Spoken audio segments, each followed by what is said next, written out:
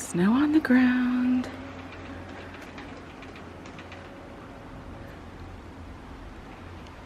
Just a little bit. All right. Hey.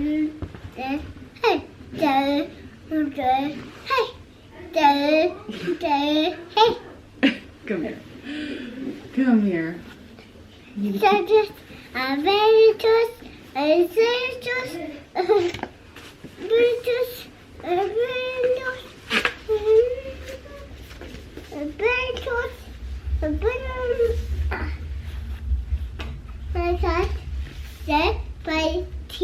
What? Solo para ti? Yeah.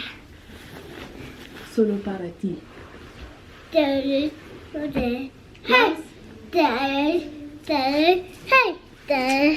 Here, gloves. Okay, Callum, you've got everything? Callywag, you've got everything? Okay. All right. Oh, we need your boots, huh? Okay. Callum, I see some snow on cars. Lots of it. I see some snow on cars. Yeah. Yeah. It's starting to snow. There you go. Can you see?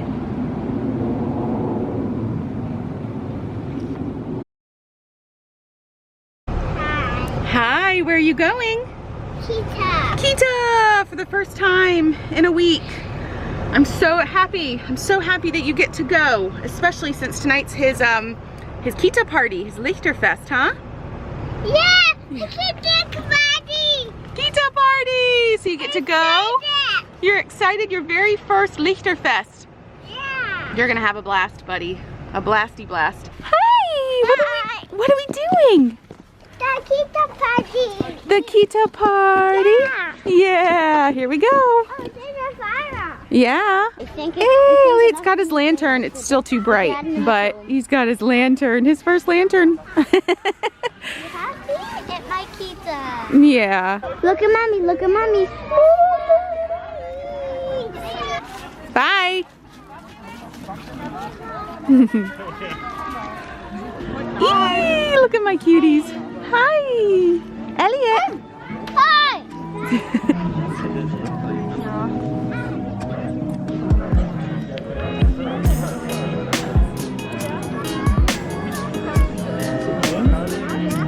Je nach Stadt gucken, was die beste Stelle wäre. Nee, was die beste Stelle wäre.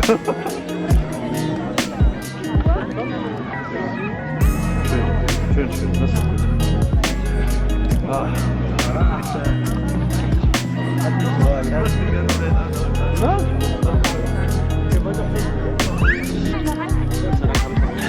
Alien.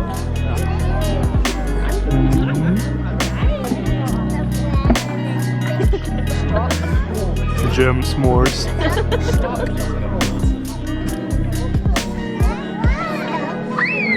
Stopp. Ah.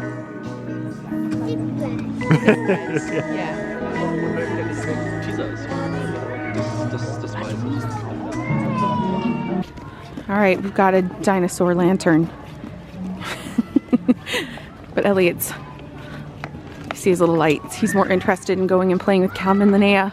It's so dark. Let us light the way as we're looking at Elliot's lantern. This is the Lichterfest, the little, where'd they go? The little lights party of lights. Callum, Linnea! The kids are walking around with lanterns, which is something with St. Martin's Day. They've got fires going, food inside. Just a fun night. Oh my gosh, we're back home. Look at my face. Look how red my hands are. It is below freezing. It is so cold. And Roman and I were saying it is by far the coldest Lichterfest that we have ever had. It was so cold, and the kids were all wearing their snowsuits, and they all had extra pairs of socks on and gloves and, you know, hats and everything, and it was just still so cold. So, oh look, my camera's fogging up because it's so warm in the house compared to outside. Hold on. That's better. Anyways, I want to show you guys what we're eating because this is so typical Germany. They had food and stuff at the fest, but per usual, our kids don't eat. They make a plate full of food and then they run around. They are like, oh, we're full, we don't want to eat anymore. Roma and I end up eating their food and then they're off and then they're not, you know, they're hungry as soon as they get home. We picked up, this is called dinner. Yeah, it's got red cabbage and onions and cucumber and slowly turned meat, and then they carve off the meat. We tend to get chicken rather than beef. And then, yeah, that's Callum's. He's already eating half of his. And Linnea, I cut Linnea's in half too. And she doesn't want any sauce or any meat. She just wants vegetables. So there you go. I'm gonna sit here for a minute and just debrief because it's so cold. It's so cold. I'm probably gonna put on my robe. We came in and Callum and Linnea, well, Callum went with Roman to go pick up food. Linnea and Elliot were like, can we please sit in a hot bath? So they're doing that. One of the little boys in Callum's class, it was really neat because obviously I know this little boy through the whole Eingewöhnungs process because he was there. I got to meet his mom tonight, and his mom is actually a refugee here from Ukraine, and she's here with 2 kids by herself. She's here by herself because her spouse is still in Ukraine, and so we were just talking, and she doesn't speak any German, and so she does all of her communicating by speaking English.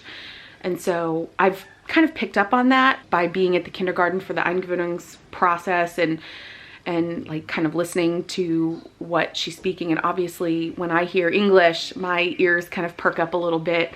And so tonight was really the first time that she and I got to talk, and she's lovely and just really sweet and kind. And we exchanged phone numbers and everything. And we were just talking a little bit and just hearing her story. And as she said, her story is so typical for so many. It's just like, the part that gets to me, the reason why I'm sharing this is because I think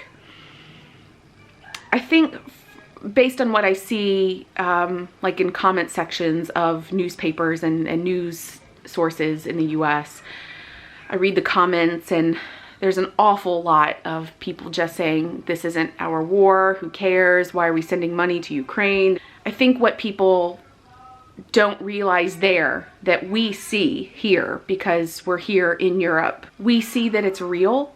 You know, we see faces that are attached to this, innocent faces. We see children that are in school with our children. We see mothers that are here by themselves. We see families torn apart. We see this on a daily basis, as where I think in the US it's just a news article. People don't see it as much. They're not confronted with that. Therefore, it's very easy to pass a judgment and like close a situation as not being something that's relevant to you or valid to you or worth your time and attention. I don't want to be political. I don't want this vlog to become that.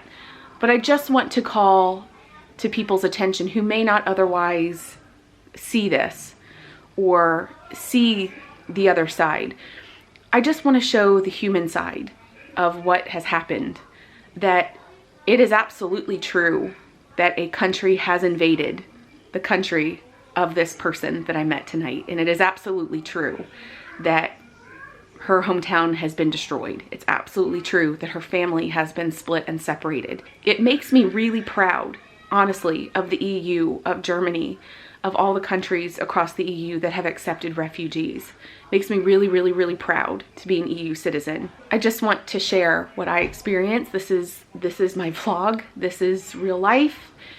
And I just want to share that now that it's been several months of such a horrific thing that's taking place in Ukraine, we're now starting to see more and more and more of the Ukrainians that are choosing to settle here in Germany. And many of them are calling our area home. They're calling Berlin home. And many of them are absolutely desperate to go back. That's what this woman said tonight. She said, you know, I love Germany, but I'm Ukrainian. I want to go home. I miss home. And I feel for her. I felt that. And she said, you know, God willing, that I have a home to go home to. And it's like, man, it puts so much into perspective when you look around and you realize that all the people that you love dearly in your life could just be taken in an instant. Unfortunately, that is reality. I just wanted to share that because I've been reading so many comments coming from the US about how, you know, this is not worth the US's time. And man, it just really upsets me because when you look at these little kids' eyes, how can you say it's not worth their lives? And I guess that's why I fundamentally believe in the things that I believe in, because to me, people will always come first.